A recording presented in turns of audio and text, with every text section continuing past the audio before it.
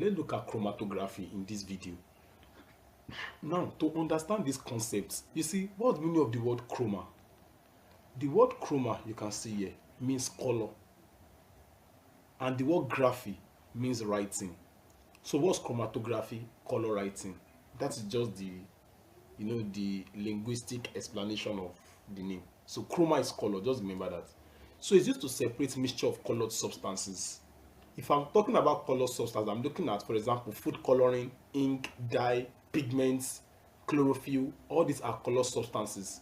That what, if we have mixtures of those color substances, how can we separate them?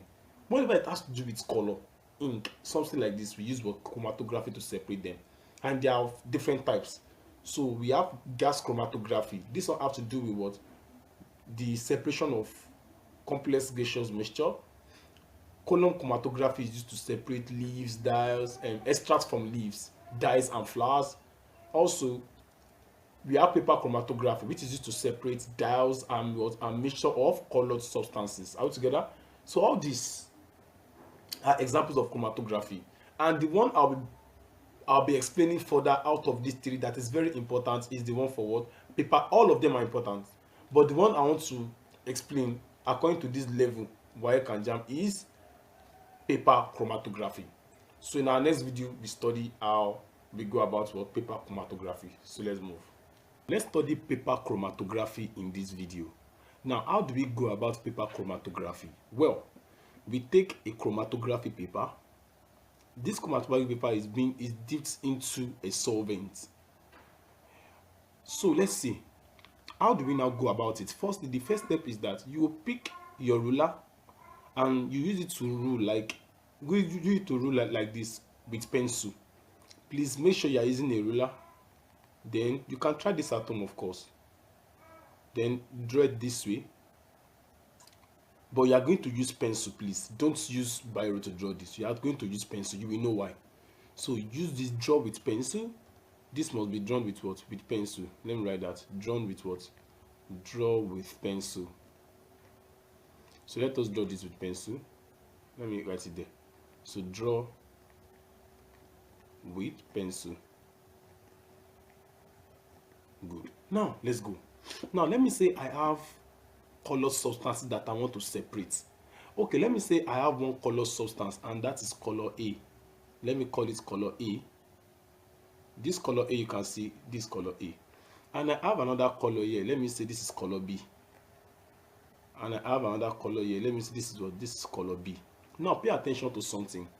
I want to see that, oh, color A and color B, are they single pure color or they are mixtures of several colors?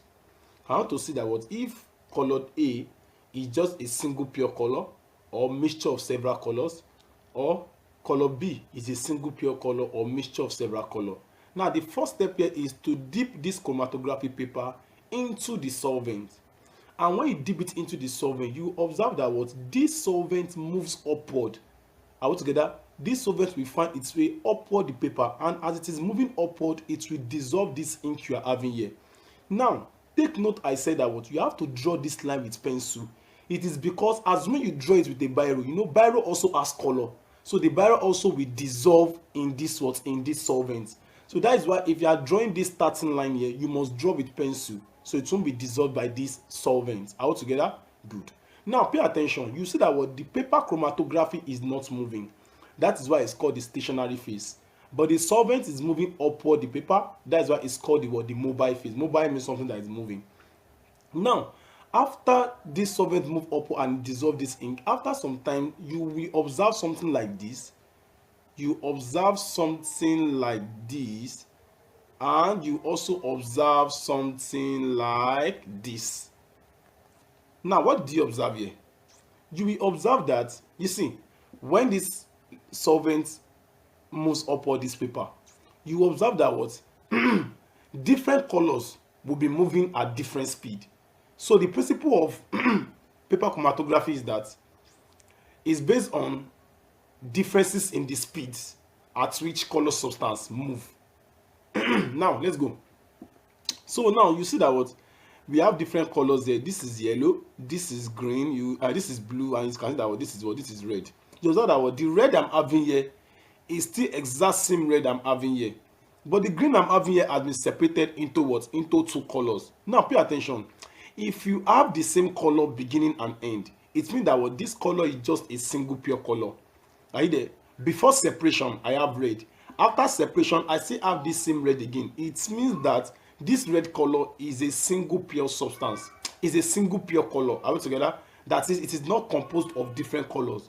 But this other substance here, after separation we saw this color and another color again. It means that what, this substance B is composed of this yellow color and this what, and this blue color, and that is it on chromatography. If you dip, okay, let's do this experiment. Take colored pens, colored pen. Are you there? Colored pen, like some crayon pen. They use it to draw something like this, then dip this in water and tell me what you will see. If you take chromatography part, you see that what, the solvent will rise upward and dissolve everything, and as it's being dissolved you see different color moving outwards at different speed, and before you know, it will separate them into what, into the components. And that is how we carry out paper chromatography. So that's that about that. Thanks for watching.